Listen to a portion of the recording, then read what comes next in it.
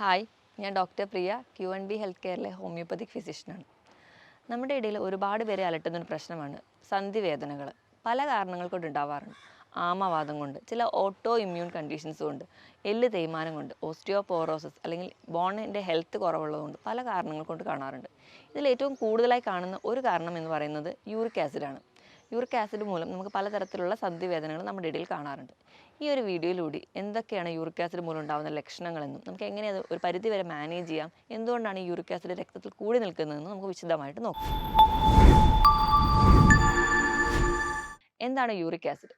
Uric acid എന്ന് പറയുമ്പോൾ നമ്മൾ കഴിക്കുന്ന ഭക്ഷണത്തിലെ പ്രോട്ടീൻ അല്ലെങ്കിൽ നമ്മുടെ ശരീരത്തിലെ ഓരോ കോശങ്ങളിലുള്ള ജനിതക ഘടകമായിട്ടുള്ള പ്രോട്ടീനുകൾ വിഘടിക്കും. പ്രോട്ടീൻ വിഘടിക്കുന്നതിൻ്റെ ഭാഗമായിട്ട് പ്യൂരിൻ എന്ന് പറയുന്ന ഒരു കമ്പോണൻറ്റ് ഉണ്ടാവും.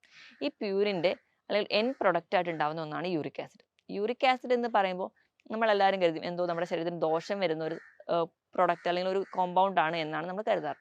പക്ഷേ ഇത് നമുക്ക് ഒരുപാട് അസുഖങ്ങളോ അല്ലെങ്കിൽ ചില രോഗങ്ങളോ ഉണ്ടാക്കുന്നുണ്ടെങ്കിലും ഒരു 50% യൂറിക് ആസിഡ് നമ്മുടെ ശരീരത്തിന് ഗുണങ്ങൾ ചെയ്യുന്നുണ്ട്. ഇത് നല്ലൊരു ആൻറ്റി ഓക്സിഡൻ്റ് ആണ്. ആൻറ്റി ഓക്സിഡൻ്റ് എന്ന് പറയുമ്പോൾ നമ്മുടെ ശരീരത്തിൽ പല ഓക്സിഡേറ്റീവ് സ്ട്രെസ് കണ്ടീഷൻസ് ഉണ്ടാവുന്നുണ്ട്.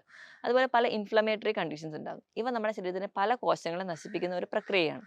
ഇവയൊക്കെ തടയാൻ നല്ലൊരു മെഡിസിൻസ് അല്ലെങ്കിൽ നല്ലൊരു ആക്ഷൻ കിട്ടുന്ന ഒന്നാണ് ആൻറ്റി ഓക്സിഡൻറ്റ്. അപ്പം യൂറിക് ആസിഡും ഒരു ആൻറ്റി ഓക്സിഡൻ്റ് ആണ്. അതുകൊണ്ട് തന്നെ നമുക്ക് ഒരു പരിധിവരെ ക്യാൻസർ പോലെയുള്ള രോഗങ്ങളെ തടയാനും യൂറിക് ആസിഡ് സഹായിക്കുന്നുണ്ട്. ഇതൊരു ലിമിറ്റിൽ കൂടുതലാവുമ്പോൾ മാത്രമാണ് നമുക്ക് പല കണ്ടീഷൻസ് ഉണ്ടാക്കുന്നത്. എത്രയാണ് ഇതിൻ്റെ ലിമിറ്റ് എന്ന് നോക്കാം. പുരുഷന്മാരെ എടുക്കുകയാണെങ്കിൽ ഒരു 6.5 മില്ലിഗ്രാം പെർ ഡെസിലിറ്റർ വരെ ആവും. സ്ത്രീകളിലെ എടുക്കുകയാണെങ്കിൽ 5.9 മില്ലിഗ്രാം പെർ ഡെസിലിറ്റർ വരെ ആവും. സ്ത്രീകളിൽ കുറച്ച് യൂറിക് ആസിഡിൻ്റെ പ്രശ്നങ്ങൾ പൊതുവെ കുറഞ്ഞിരിക്കുന്നതായിട്ട് കാണാം. ഇതിന് കാരണം എന്താണെന്ന് വെച്ചിട്ടുണ്ടെങ്കിൽ സ്ത്രീകളിലുള്ള ഈസ്ട്രജൻ എന്ന് പറയുന്ന ഹോർമോൺ ഇത് നമുക്ക് കൃത്യമായിട്ടുള്ളത് കൊണ്ട് തന്നെ ഇത് യൂറിക് ആസിഡിനെ ശരീരത്തിൽ നിന്ന് പുറന്തള്ളാൻ വേണ്ടി സഹായിക്കുന്നുണ്ട്. അതുകൊണ്ട് തന്നെയാണ് സ്ത്രീകളിൽ പൊതുവെ യൂറിക് ആസിഡിൻ്റെ പ്രശ്നങ്ങൾ കുറയുന്നത്. എപ്പോഴും ഒരു ആർത്ത വിരാമത്തോടു കൂടിയാണ് യൂറിക് ആസിഡിൻ്റെ പ്രശ്നങ്ങൾ സ്ത്രീകളിൽ കണ്ടു തുടങ്ങുന്നത്. ഈ യൂറിക് ആസിഡ് എന്ന് പറയുന്ന വസ്തു നമ്മുടെ ശരീരത്തിൽ ഉണ്ടായി കഴിഞ്ഞു കഴിഞ്ഞാൽ അത് കിഡ്നിയിൽ രക്തത്തിലൂടെ കലർന്ന് കിഡ്നിയിലെത്തുകയും കിഡ്നിയിൽ വെച്ച് അരിച്ച് അത് മലത്തിലൂടെയും മൂത്രത്തിലൂടെയും പുറന്തള്ളും. 70% മൂത്രത്തിലൂടെയാണ് പുറന്തള്ളുന്നത്. അതുകൊണ്ട് തന്നെ നല്ലപോലെ വെള്ളം കുടിക്കുകയാണെങ്കിൽ കുറച്ച് യൂറിക് ആസിഡ് കൂടി നിന്നാലും അത് മൂത്രത്തിലൂടെ പുറന്തള്ളുന്നതായിട്ട് കാണാം. ഇതൊക്കെയാണ് പ്രധാനമായിട്ടും യൂറിക് ആസിഡിൻ്റെ പ്രശ്നങ്ങൾ. യൂറിക് ആസിഡ് ശരീരത്തിൽ അല്ലെങ്കിൽ രക്തത്തിൽ കൂടി നിൽക്കുന്ന കണ്ടീഷനെ നമ്മൾ ഹൈപ്പർ യൂറീസീമിയ എന്ന് പറയും. ഈ പറയുന്ന ഹൈപ്പർ യൂറീസീമിയ വന്നു കഴിഞ്ഞാൽ ഈ യൂറിക് ആസിഡുകളെല്ലാം ചേർന്ന് ഒരു ക്രിസ്റ്റൽ ആവും.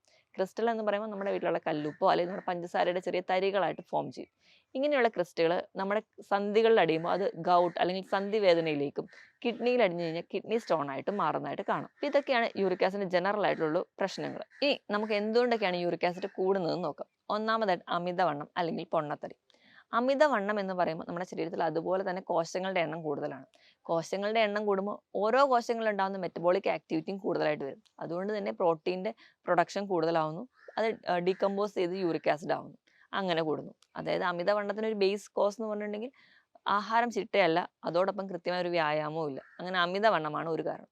രണ്ടാമതായി പറയുന്നത് ചില മരുന്നുകൾ കഴിക്കുമ്പോൾ ഹാർട്ട് കംപ്ലയിൻസോ അല്ലെങ്കിൽ കിഡ്നി കംപ്ലയിൻസ് ഒക്കെ ഉള്ളവർക്ക് അവർക്ക് കാലിൽ നീരോ അല്ലെങ്കിൽ മറ്റു നീരൊക്കെ കുറയാൻ വേണ്ടിയിട്ട് കൊടുക്കുന്ന ചില മെഡിസിൻസ് യൂറിക് ആസിഡ് കൂടുന്നതായിട്ട് കാണും. മൂന്നാമതായിട്ട് നമ്മൾ കഴിക്കുന്ന ഭക്ഷണം എന്ന് പറയുമ്പോൾ ഒന്നാമത്തെ വില്ലൻ എന്ന് പറയുന്നത് റെഡ് മീറ്റ് ആണ്. റെഡ് മീറ്റ് എന്ന് പറയുമ്പോൾ പോത്തിറച്ചി, പന്നിയിറച്ചി, മട്ടൻ ഇവയൊക്കെ നമ്മൾ റെഡ് മീറ്റ് പെടുത്താം. ഇത് അമിതമായിട്ട് കഴിക്കുക. അതുപോലെ ഓർഗൺ മീറ്റ്, ലിവർ അല്ലെങ്കിൽ പാർട്സ്, മൃഗങ്ങളുടെയൊക്കെ പാർട്സ് കഴിക്കുന്ന അതുവഴി നമുക്ക് കൂടുതലായിട്ട് ഹാർട്ടോ ലിവറൊക്കെ കഴിക്കുന്നതിൻ്റെ ഭാഗമായിട്ട് നമുക്ക് യൂറിക് ആസിഡ് കൂടുന്നതായിട്ട് കാണാം. മൂന്നാമതായിട്ട് പറയേണ്ടത് ഹൈ ഫ്രക്ടോസ് കോൺ സിറപ്പ് അടങ്ങിയിട്ടുള്ള ഭക്ഷണം. അതായത് ഇന്ന് കാണുന്ന എല്ലാ ബേക്കറി പ്രോഡക്ട്സും എല്ലാ സിറപ്പുകളും ഇവയിലൊക്കെ ഫ്രക്ടോസ് കണ്ടന്റ് ആണ് കൂടുതലായിട്ടുള്ളത്. നമുക്കറിയാം ഇന്ന് പണ്ടത്തെ വെച്ച് നോക്കുകയാണെങ്കിൽ പഞ്ചസാര അല്ല, അതിന് പകരം നമ്മൾ ഫ്രക്ടോസ് ആണ് കൂടുതലായിട്ടും ബേക്കറിയിൽ ഉൾപ്പെടുത്തുന്നത്. അതുകൊണ്ട് തന്നെ പണ്ടത്തെക്കാളും മധുരമാണ് ഇന്ന് പല ഐറ്റംസിനും ഉള്ളത്. ഇങ്ങനെ ഫ്രക്ടോസ് കൂടുതലായിട്ട് കൺവേർട്ട് ചെയ്യുമ്പോൾ അത് നമുക്ക് യൂറിക് ആസിഡ് കൺവേർഷനോട് പെട്ടെന്ന് വരുന്നുണ്ട്. അങ്ങനെ ഹൈ ഫ്രക്ടോസ് കോൺ സിറപ്പ് കൂടുന്നുണ്ട്. അതുപോലെ തന്നെ ഇപ്പോൾ വെജിറ്റേറിയൻസിനെ എടുക്കുകയാണെങ്കിൽ നമ്മൾ നോക്കുകയാണെങ്കിൽ ഇലക്കറികൾ, പയറ്, കടല, പരിപ്പ് ഇവ കൂടുതലായിട്ട് അല്ലെങ്കിൽ സ്ഥിരമായിട്ട് ഭക്ഷണത്തിൽ ഉൾപ്പെടുത്തുന്നവരാണെങ്കിൽ അതുവഴി യൂറിക് ആസിഡ് കൂടുന്നുണ്ട്. ഇതുപോലെ മദ്യപാനികളിലാണെങ്കിൽ ഏറ്റവും കൂടുതൽ കമ്പാരബിളി നോക്കുകയാണെങ്കിൽ ബിയർ കൂടുതൽ കഴിക്കുന്നവർക്ക് യൂറിക് ആസിഡ് പെട്ടെന്ന് കൂടുന്നതായിട്ട് കാണാം. അതിന് കാരണം ഈ ബിയറിലും ഫ്രക്ടോസ് ഉണ്ട്. ഇത് എൻ പ്രൊഡക്റ്റ് എന്ന് പറയുന്നത് യൂറിക് ആസിഡ് ആണ്. ഇങ്ങനെ ഈ ഒരു ഭക്ഷണ രീതിയാണ്. ഇതിന് പുറമെ തന്നെ ഏറ്റവും വലിയൊരു വില്ലൻ എന്ന് പറയുന്നത് ഈസ്റ്റ് അടങ്ങിയ ഭക്ഷണങ്ങളാണ്. ഈസ്റ്റ് എന്ന് പറയുമ്പോൾ നമ്മൾ വീട്ടിലുണ്ടാക്കുന്ന വെള്ളയപ്പം, ബണ്ണ്, കേക്ക് ഇവയിലെല്ലാം നമ്മൾ പുളിച്ച് പൊന്താൻ വേണ്ടി നമ്മൾ കഴിക്കുന്ന കുബൂസ് ഇവയെല്ലാം നമ്മൾ പുളിച്ച് പൊന്തി വരാൻ വേണ്ടി ഈസ്റ്റ് ആഡ് ചെയ്യുന്നുണ്ട്. ഈസ്റ്റ് ആഡ് ചെയ്യുന്നതിന്റെ ഭാഗമായിട്ട് അവിടെയും ഒരു എൻഡ് പ്രൊഡക്റ്റ് യൂറിക് ആസിഡ് ആയിട്ട് ഉണ്ടാവുന്നുണ്ട്. ഈ യൂറിക് ആസിഡ് അക്യുമുലേറ്റ് ചെയ്തിട്ട് നമുക്ക് ഗൗട്ട് പോലെയുള്ള കണ്ടീഷൻസിലോട്ട് പോവാം. ഇത് മത്സ്യങ്ങളുടെ കേസ് എടുക്കുകയാണെങ്കിൽ കറുത്ത മാംസം വരുന്ന മത്സ്യങ്ങൾ, മത്തി, അയല, ചൂര പോലെയുള്ള മത്സ്യങ്ങൾ സ്ഥിരമായിട്ട് കഴിക്കുകയാണ്. ഒമേഗ 3 ഫാറ്റി ആസിഡ്സ് ഉണ്ടെന്നർത്ഥം അധികമായിട്ട് ഇത് കഴിക്കുകയാണെങ്കിൽ നമുക്ക് യൂറിക് ആസിഡ് ഉണ്ടാവുന്നതായിട്ട് കാണാം. ഇവയൊക്കെയാണ് പ്രധാനമായിട്ടും യൂറിക് ആസിഡ് ഭക്ഷണത്തിൽ ഉണ്ടാക്കുന്ന villain. High fructose corn syrup അടങ്ങിയിട്ടുള്ള ബേക്കറി ഐറ്റംസ്, കേക്ക് അല്ലെങ്കിൽ പേസ്ട്രി ഇവയൊക്കെ കൂടുതലായിട്ട് കഴിക്കുന്നതിന്റെ ഭാഗമായിട്ട് ഇന്ന് കുട്ടികൾക്ക് പോലും യൂറിക് ആസിഡിന്റെ പ്രശ്നങ്ങൾ കാണാറുണ്ട്. നമുക്കറിയാം നേരത്തെ ഒക്കെ ആണെങ്കിൽ കുറച്ച് പ്രായം ചെന്നവർക്കാണ് ഈ ഒരു സന്ധിവേദന അല്ലെങ്കിൽ അത് ടെസ്റ്റ് ചെയ്യുമ്പോൾ യൂറിക് ആസിഡ് ആണെന്ന് തിരിച്ചറിയുന്നത്. പക്ഷെ ഇന്ന് കുട്ടികളിൽ പോലും യൂറിക് ആസിഡ് കൂടുതലായിട്ട് നിൽക്കാനുള്ള ഒരു കാരണം എന്ന് പറയുന്നത് ഈ പറഞ്ഞ രീതിയിലുള്ള ഹൈ ഫ്രക്ടോസ് കോൺ സിറപ്പിന്റെ യൂസ് ആണ്. ഇനി അടുത്തൊരു കാരണം എന്ന് പറഞ്ഞാൽ ഒബ്സ്ട്രക്റ്റീവ് സ്ലീപ്പ് ആപ്നിയ ഉള്ളവരാണ്. നമുക്കറിയാം അമിതവണ്ണം വരുമ്പോൾ നമുക്ക് രാത്രി കിടന്നുറങ്ങുമ്പോൾ കൃത്യമായിട്ടൊരു ശ്വാസം നമുക്ക് കിട്ടാതെ വരും. അതുകൊണ്ട് ഉറക്കത്തിൽ ഇടയ്ക്കിടയ്ക്ക് ഞെട്ടി എണീക്കുന്ന ഒരു കണ്ടീഷൻസ് വരാറുണ്ട്. ഇങ്ങനെ ഒരു കണ്ടീഷൻ വരുന്നതിന്റെ ഭാഗമായിട്ട് നമ്മുടെ ശരീരത്തിൽ ഓക്സിജന്റെ ലെവൽ എപ്പോഴും കുറഞ്ഞിരിക്കുന്നതാണ്. ഇങ്ങനെ ഓക്സിജന്റെ ലെവൽ കുറഞ്ഞിരിക്കുന്നതിന്റെ ഭാഗമായിട്ട് കൃത്യമായി മെറ്റബോളിസം നടക്കാതെ വരികയും യൂറിക് ആസിഡ് അക്യുമുലേറ്റ് ചെയ്യും. ഇത് കൂടാതെ തന്നെ കൃത്യമായ ഒരു വ്യായാമം ഇല്ലാത്തവരിൽ നമുക്ക് കൂടുതലായിട്ട് വരുന്നതാണ്. അതുപോലെ പുകവലി ശീലമുള്ളവരാണെങ്കിൽ നമുക്കറിയാം പുകവലിയുടെ ഭാഗമായിട്ട് രക്തക്കൊഴലുകളൊക്കെ അതിൻ്റെ ഉള്ളിലുള്ള ലൈനിങ് ഒക്കെ നശിച്ചു പോവുകയും കൃത്യമായ ഒരു ബ്ലഡ് സപ്ലൈ നമുക്ക് കിഡ്നിക്കൊന്നും വരുന്നതായിട്ട് കാണാറില്ല. ഇനി കിഡ്നിയുടെ ഫംഗ്ഷനിങ് ഒന്നും കൃത്യമല്ലാതെ പോകുന്ന കണ്ടീഷൻസിൽ നമുക്ക് യൂറിക് ആസിഡ് എലിമിനേറ്റ് ചെയ്യാൻ പറ്റാതെ വരികയും അത് നമുക്ക് സ്റ്റോൺ ഫോർമേഷനിലോട്ട് പോകുന്നത് കാണാം. ഇനി ചില മെറ്റബോളിക് ഡിസീസ് എന്ന് പറയുമ്പോൾ തൈറോയിഡോ PCOD ഇങ്ങനെയുള്ള പല കണ്ടീഷൻസ്, ഫാറ്റി ലിവർ പോലെയുള്ള കണ്ടീഷൻസിന് നമുക്ക് യൂറിക് ആസിഡ് കൂടുതലായിട്ട് നിൽക്കുന്നത് കാണാം. ഇത് കൂടാതെ തന്നെ ചില തരത്തിലുള്ള ക്യാൻസർ, ലുക്കീമിയ പോലുള്ള ക്യാൻസർ, ചില ക്യാൻസർ ട്രീറ്റ്മെന്റ് കീമോതെറാപ്പി ഒക്കെ എടുക്കുമ്പോൾ ഒറ്റയടിക്ക് ഒരുപാട് ക്യാൻസർ സെൽസ് അവിടെ നശിച്ചു പോകുന്നുണ്ട്. അതിന്റെ ഭാഗമായിട്ട് അതിലുള്ള പ്രോട്ടീനും അക്യുമുലേറ്റ് ചെയ്യുന്നതിന്റെ വഴിയായിട്ട് യൂറിക് ആസിഡ് കൂടുതലായിട്ട് കാണാം. ഇതൊക്കെയാണ് പ്രധാനമായിട്ടും നമ്മുടെ ശരീരത്തിൽ യൂറിക് ആസിഡ് കൂടുതലായിട്ട് നിൽക്കുന്നതിന് കാരണം. ഇങ്ങനെ യൂറിക് ആസിഡ് കൂടുന്നതിന്റെ ഭാഗമായിട്ട് അത് രക്തത്തിൽ എത്തുകയും അത് നമുക്ക് ക്രിസ്റ്റൽ ഫോർമേഷനിലൂടെ എത്തുകയും ചെയ്യുന്നത് കാണാം. ഇതൊക്കെയാണ് പ്രധാനമായിട്ടും യൂറിക് ആസിഡ് കൂടാനുള്ള കാരണം. ഇതിനോടൊപ്പം തന്നെ നമ്മൾ എല്ലാവരും ശ്രദ്ധിക്കേണ്ട ഒന്നാണ്, നമ്മൾ വണ്ണം കുറയ്ക്കാനൊക്കെ വേണ്ടി അമിതമായിട്ട് വ്യായാമം ചെയ്യുകയാണെങ്കിൽ ഇവിടെ നമ്മുടെ പ്രോട്ടീൻ മെറ്റബോളിസം പെട്ടെന്ന് ഡിഗ്രേഡ് ചെയ്ത് വരികയും അതിന്റെ ഭാഗമായിട്ട് പ്രോട്ടീൻ മെറ്റബോളിസം നടക്കുകയും അങ്ങനെ നമുക്ക് എനർജി ലോസ് ഉണ്ടാവുന്നതിനോടൊപ്പം അല്ലെങ്കിൽ നമ്മുടെ വെയിറ്റ് ലോസിനോടൊപ്പം തന്നെ യൂറിക് ആസിഡ് കൂടുതലായിട്ട് ഉണ്ടാവും. ഇങ്ങനെ കൂടുതലായിട്ട് വർക്കൗട്ട് ചെയ്യുന്നവരാണെങ്കിൽ നല്ല പോലെ വെള്ളം കുടിച്ചിട്ടില്ലെങ്കിൽ യൂറിക് ആസിഡിന്റെ അക്യുമുലേഷൻ നടക്കുകയും അവിടെ ക്രിസ്റ്റൽ ഫോർമേഷൻ നടക്കുകയും ഗൗട്ടോ അല്ലെങ്കിൽ കിഡ്നി സ്റ്റോണോ ഉണ്ടാവും. അപ്പോൾ നല്ല പോലെ വ്യായാമം ചെയ്യുന്നവരാണെങ്കിൽ കൃത്യമായിട്ട് വെള്ളം കുടിക്കാൻ വേണ്ടി ശ്രദ്ധിക്കുക. ഇനി എന്തൊക്കെയാണ് യൂറിക് ആസിഡ് കൂടി നിന്നാലുള്ള രോഗലക്ഷണങ്ങൾ എന്ന് നോക്കാം. ഇപ്പോൾ യൂറിക് ആസിഡ് എന്ന് പറയുന്ന ഒരു കംപ്ലൈന്റ് ചിലപ്പോൾ നമ്മുടെ രക്തത്തിൽ കൂടി നിൽക്കുകയാണെങ്കിൽ നമ്മൾ അറിയാറ് പോലുമില്ല. പുറത്തോട്ട് എല്ലാവർക്കും അത് ലക്ഷണങ്ങൾ കാണിക്കണം എന്നില്ല. ചിലപ്പോൾ നമ്മൾ റുട്ടീൻ ബ്ലഡ് ചെക്കപ്പിന് ഇടയിലാണ് യൂറിക് ആസിഡിന്റെ ലെവൽ ബോർഡറിലോ അല്ലെങ്കിൽ ലിമിറ്റ് ചെയ്ത് നിൽക്കുന്നത് കാണാറുണ്ട്. അപ്പോൾ നമുക്ക് എല്ലാവർക്കും ലക്ഷണങ്ങളില്ല, പക്ഷെ ചിലർക്ക് ലക്ഷണങ്ങൾ വന്നിട്ടുണ്ട്. അത് എന്തൊക്കെയാണെന്ന് ആദ്യം തന്നെ നോക്കാം. പ്രധാനമായിട്ടും യൂറിക് ആസിഡ് ഒരു ഗൗട്ടായിട്ട് പ്രസന്റ് ചെയ്യുമ്പോൾ നമ്മുടെ കാലിന്റെ പെരുവിരലിനെയാണ് ബാധിക്കുക. പെരുവിരൽ നല്ല നീരൊക്കെ നല്ല ചുമന്ന് നീരൊക്കെ വെച്ച് വീങ്ങിയിരിക്കുന്നത് കാണാം. നമുക്ക് തൊടുമ്പോൾ തന്നെ ഭയങ്കര വേദനയാണ്. ഇപ്പോൾ യൂറിക് ആസിഡ് പോലെയുള്ള കണ്ടീഷന്റെ ഏറ്റവും വലിയ പ്രത്യേകത എന്ന് വെച്ച് കഴിഞ്ഞാൽ കഠിനമായ വേദനയാണ്. ഈ വേദന കൂടുതലും രാത്രിയിൽ അനുഭവപ്പെടാറ്. അപ്പോൾ യൂറിക് ആസിഡ് പേഷ്യൻ്റെ ഒരു പ്രശ്നം എന്താണെന്ന് വെച്ചിട്ടുണ്ടെങ്കിൽ നമ്മൾ അടുത്ത് തൊടാൻ പോലും പോകുന്ന പോലെ പേടിച്ച് അവർ കാല് പുറകോട്ട് വലിക്കും. യൂറിക് ആസിഡ് കംപ്ലൈന്റ് ഉള്ള ഒരു പേഷ്യൻ്റ് ആണ്. നമ്മൾ പരിശോധിക്കാൻ ചെന്ന് അല്ലെങ്കിൽ നമ്മൾ ക്ലിനിക്കിൽ വന്നു കഴിഞ്ഞാൽ നമ്മൾ കാലിലോട്ട് തൊടാൻ കൈ നീട്ടുമ്പോൾ തന്നെ അവർ കാല് പുറകോട്ട് വലിക്കും. കാരണം തൊടുന്നത് അവർക്ക് അത്രയധികം വേദനയായിരിക്കും. അങ്ങനെ ഒരു പ്രസന്റേഷനാണ് യൂറിക് ആസിഡിന്റെ പെയിനിൽ ഉണ്ടാവുക. ഈ ഒരു പെയിൻ്റെ നേച്ചർ എന്ന് വെച്ച് കഴിഞ്ഞാൽ എപ്പോഴും അങ്ങ് വേദന ഉണ്ടാവില്ല. പൊതുവേ സന്ധി വേദനകളുടെ ഒരു പ്രത്യേകത എന്ന് വെച്ചാൽ രാവിലെ എണീക്കുമ്പോൾ വേദന, ജോലി ചെയ്യാൻ തുടങ്ങുമ്പോൾ വേദന, നടക്കാൻ തുടങ്ങുമ്പോൾ വേദന, ചിലപ്പോൾ റെസ്റ്റ് എടുത്താൽ അങ്ങ് മാറും. പക്ഷേ യൂറിക് ആസിഡിന്റെ പ്രത്യേകത അല്ലെങ്കിൽ ആ ഒരു ഗൗട്ട് കണ്ടീഷന്റെ പ്രത്യേകത എന്താണെന്ന് വെച്ചിട്ടുണ്ടെങ്കിൽ വേദന ഇങ്ങനെ ഒരു ടൈമിനെ ഡിപ്പെൻഡ് ചെയ്തിട്ടല്ല, അത് എപ്പോഴും വേദനയായിരിക്കും. വേദന വരുന്ന സമയത്ത് മാത്രമേ ഉണ്ടാവുള്ളൂ. അതികഠിനമായ വേദന നല്ല പോലെ രാത്രിയിൽ കൂടുകയും ചെയ്യും. ഇപ്പോൾ ഒരു ഉദാഹരണം പറയുകയാണെങ്കിൽ പുരുഷന്മാരുടെ കേസിലാണ് യൂറിക് ആസിഡിന്റെ പ്രശ്നങ്ങൾ കൂടുതലായിട്ട് നിൽക്കുന്നത്. ഇപ്പോൾ രാത്രിയിൽ അവർ മദ്യപിച്ച് വന്നു കഴിഞ്ഞാൽ ചിലപ്പോൾ അന്ന് രാത്രിയിലായിരിക്കും അവർക്ക് ഈ ഒരു വേദന അനുഭവപ്പെടുക. കൂടുതലായിട്ടും കാലിന്റെ പെരുവിരൽ, അത് കഴിഞ്ഞ് കാലിന്റെ കുഴ, കൈയിന്റെ മുട്ട് ഇങ്ങനെയുള്ള ജോയിന്റ്സിലൊക്കെ ഫോം ചെയ്യാറുണ്ട്. ഇങ്ങനെ വേദന വരുന്ന സമയത്ത് ആ ഒരു പെട്ടെന്നുള്ള വേദന നമ്മൾ കൺട്രോൾ ചെയ്യാൻ വേണ്ടി നമ്മൾ വേഗം ഒരു പെയിൻ കില്ലർ ഡിപ്പെൻഡ് ചെയ്യും. പെയിൻ കില്ലർ കഴിക്കും, നമുക്ക് വേദന കുറയും. പിന്നെ ഒരു 3-4 മാസം കഴിയുമ്പോൾ പിന്നെയും ഇങ്ങനെ ഒരു സൂൺ അറ്റാക്ക് കാണും. അപ്പോൾ നമ്മൾ വീണ്ടും പെയിൻ കില്ലറിനെ ഡിപ്പെൻഡ് ചെയ്യും. അപ്പോൾ നമുക്ക് വേദന കുറയുന്നു. ഈ 3-4 മാസം ഗ്യാപ്പ് കഴിഞ്ഞു വന്ന വേദന വീണ്ടും വരുമ്പോൾ അത് 2-3 മാസത്തിന്റെ ഗ്യാപ്പിലായിരിക്കും. അത് കഴിഞ്ഞ് വീണ്ടും റിപ്പീറ്റ് ചെയ്യുമ്പോൾ 1-2 മാസത്തിന്റെ ഗ്യാപ്പിലാവും. പിന്നെ അത് 1-2 ആഴ്ചയിലേക്ക് മാറും. അങ്ങനെ പിന്നെ ഒരു സ്ഥിരം വേദനയിലോട്ട് മാറും. ഓരോ തവണയും നമ്മൾ പെയിൻ കില്ലേഴ്സിനെ ഡിപ്പെൻഡ് ചെയ്യുമ്പോൾ ആ ഒരു നമുക്ക് വേദന കുറയുന്നതായി കാണാം. പക്ഷെ നമുക്ക് അതുപോലെ തന്നെ നമ്മുടെ കിഡ്നീനെയും ബാധിക്കുന്നുണ്ട്. അത് നമ്മൾ ഓർക്കാതെയാണ് നമ്മൾ ആ ഒരു ടൈമിൽ വേണ്ടിയിട്ട് പെയിൻ കില്ലേഴ്സിനെ ഡിപ്പെൻഡ് ചെയ്യുക. അപ്പോൾ നമ്മൾ ഒരു പെയിൻ കില്ലറിനെ ഡിപ്പെൻഡ് ചെയ്യുന്നതിന് ഭേദം ഏറ്റവും നല്ല നമ്മുടെ യൂറിക് ആസിഡ് എങ്ങനെ കൺട്രോൾ ചെയ്യാം എന്നുള്ളതാണ് നമ്മൾ നോക്കേണ്ടത്. അപ്പോൾ ആദ്യം തന്നെ ഇങ്ങനെ വേദന വരുന്നുണ്ടെങ്കിൽ നിങ്ങൾ ഒരു ഡോക്ടറുടെ കൺസൾട്ടേഷൻ എടുക്കുക. അപ്പോൾ ഇങ്ങനെ എന്തെങ്കിലും രാത്രി വേദന അനുഭവപ്പെട്ടു, അല്ലെങ്കിൽ നിങ്ങൾ പെട്ടെന്ന് ജോലിക്ക് പോകുമ്പോൾ സ്റ്റെയർ കയറുന്ന സമയത്തായിരിക്കും പെട്ടെന്ന് കാലിലൊരു പിടുത്തം അല്ലെങ്കിൽ ഒരു വേദന, അതികഠിനമായ വേദനയായിരിക്കും. നമുക്ക് എപ്പോഴും ഒരു ഡോക്ടറെ അഡ്വൈസ് നേടേണ്ട കണ്ടീഷൻ ആയിരിക്കും. ഇപ്പൊ ഇങ്ങനെ ഒരു കണ്ടീഷൻ ഉണ്ടെങ്കിൽ ഒരു ഡോക്ടറുടെ കൺസൾട്ടേഷൻ എടുത്ത് ഒരു ബോഡി ചെക്കപ്പിലൂടെ നമുക്ക് യൂറിക് ആസിഡിന്റെ ലെവൽ നോക്കാൻ പറ്റുന്നതാണ്. അപ്പോൾ ഇങ്ങനെയൊക്കെ ഒരു ലക്ഷണങ്ങളാണ് കാണുക. ഇത് ആദ്യം കാലിനെ മാത്രം ബാധിച്ചു ബാക്കി ശരീരത്തിലെ പല ജോയിന്റ്സിനെയും ബാധിക്കും. ക്രിസ്റ്റൽ ഇങ്ങനെ അടിയുന്നത് വലുതായി വലുതായി വരുമ്പോൾ ചിലപ്പോൾ ചിലരുടെ കാലിന്റെ മുട്ടിലോ അല്ലെങ്കിൽ കൈയിന്റെ മുട്ടിന്റെ പുറകിലൊക്കെ ഒരു ബോൾ, ഒരു ടെന്നീസ് ബോളിന്റെ വലുപ്പത്തിൽ ഒരു മുഴ പോലെ നിൽക്കുന്നത് കാണാം. ഇതിന് നമ്മൾ ടോഫൈ എന്ന് പറയും. ഇതും യൂറിക് ആസിഡിന്റെ ക്രിസ്റ്റൽസ് അടിയുന്നതിന്റെ ഭാഗമായിട്ട് ഉണ്ടാവുന്നതാണ്. ഇവ നമ്മൾ വീണ്ടും ശ്രദ്ധിക്കാതെ പോയി കഴിഞ്ഞാൽ അവിടെ വ്രണങ്ങളൊക്കെ വന്ന് അൾസറേറ്റ് ചെയ്യാനുള്ള ടെംപ്റ്റേഷൻസ് വരെയുണ്ട്. അപ്പൊ ഇതൊക്കെയാണ് പ്രധാനമായിട്ടും യൂറിക് ആസിഡിന്റെ പ്രശ്നം. ഇനി ഇത് കിഡ്നിയിലോട്ട് ബാധിക്കുമ്പോൾ കിഡ്നിയിൽ സ്റ്റോൺ ആയിട്ടാണ് പ്രസന്റ് ചെയ്യുക. കിഡ്നി സ്റ്റോണിന്റെ പ്രത്യേകത എന്താണെന്ന് വെച്ചിട്ടുണ്ടെങ്കിൽ നമുക്കറിയാം, നടുവിന്റെ ഭാഗത്ത് നിന്ന് ഫ്രണ്ടിലോട്ട് വേദന വരുന്നത് കാണാം. മൂത്രം ഒഴിക്കുമ്പോൾ പത വരുന്നത് കാണാം. മൂത്രം കണ്ടിന്യൂസ് ആയിട്ട് പോകില്ല. അതികഠിനമായ വേദന വരുന്നത് കാണാം. അപ്പം യൂറിക് ആസിഡ് കൂടിയ ജോയിന്റ്സിന് മാത്രമല്ല, അതുപോലെ കിഡ്നിനെ ഇതുപോലെ തന്നെ അല്ലെങ്കിൽ ഇത്രയും പ്രധാനമായിട്ട് തന്നെ ബാധിക്കുന്നുണ്ട്. അപ്പം നമ്മൾ എത്രയും പെട്ടെന്ന് ഒരു ഡോക്ടറുടെ കൺസൾട്ടേഷൻ എടുക്കുക. കൃത്യമായ ഡയറ്റ് അല്ലെങ്കിൽ കൃത്യമായ ഒരു വ്യായാമം ഡോക്ടർ പറഞ്ഞു തരിക. അതിനോടൊപ്പം തന്നെ ആവശ്യമെങ്കിൽ മാത്രം മരുന്ന് കഴിക്കുകയാണെങ്കിൽ നമുക്ക് യൂറിക് ആസിഡ് ഈസി ആയിട്ട് കൺട്രോൾ ചെയ്യാൻ പറ്റുന്ന ഒരു കണ്ടീഷനാണ്. ഇനി നമുക്ക് തന്നെ ഡൗട്ടാണ്, നമുക്കിങ്ങനെ വേദനയൊക്കെ ഉണ്ട്, അങ്ങനെയെങ്കിൽ നമുക്ക് തന്നെ ബ്ലഡ് ടെസ്റ്റ് ചെയ്യാവുന്നേ ഉള്ളൂ. ബ്ലഡ് ടെസ്റ്റ് ചെയ്യുമ്പോൾ യൂറിക് ആസിഡിന്റെ ലെവൽ നിങ്ങൾ നോക്കുക. ഞാൻ നേരത്തെ ആദ്യം പറഞ്ഞതുപോലെ ഒരു ലിമിറ്റിൽ മുകളിലാണ് അല്ലെങ്കിൽ ഒരു ബോർഡർ ആണെങ്കിൽ നമ്മൾ കൺട്രോൾ ചെയ്താൽ നമുക്ക് യൂറിക് ആസിഡ് കൂടി പോവാതെ അല്ലെങ്കിൽ ഗൗട്ടിൽ എത്താതിരിക്കുന്നത് കാണാം. ഇനിയിപ്പോൾ യൂറിക് ആസിഡിന്റെ ക്രിസ്റ്റൽ ആണ് നിങ്ങൾക്ക് ഫോം ചെയ്തതെങ്കിൽ മസ്കുലോ സ്കെലിറ്റൽ അൾട്രാസൗണ്ട് സ്കാൻ ചെയ്തിട്ടുണ്ടെങ്കിൽ യൂറിക് ആസിഡ് ക്രിസ്റ്റൽ നിങ്ങൾക്ക് കാണാൻ പറ്റും.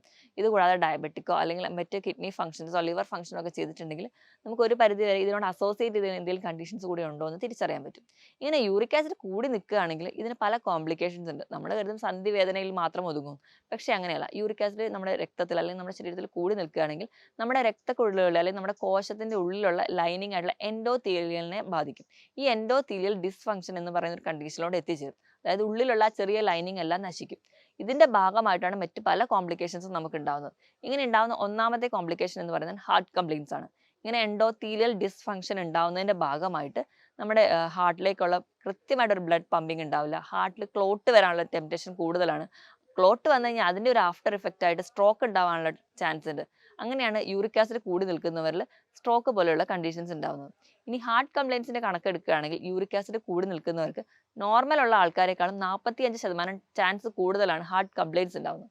ഇനി അടുത്തൊരു കംപ്ലയിന്റ് എന്ന് പറഞ്ഞിട്ടുണ്ടെങ്കിൽ ഇപ്പൊ പുരുഷന്മാരിലാണെങ്കിൽ സെക്ഷൽ ഡിസ്ഫങ്ഷൻസ് ഉണ്ടാവുന്നുണ്ട്. അതായത് ഉദ്ധാരണക്കുറവ് അല്ലെങ്കിൽ ഇറക്ടൈൽ ഡിസ്ഫങ്ഷൻ പോലെയുള്ള കണ്ടീഷൻസ് ഉണ്ടാവും.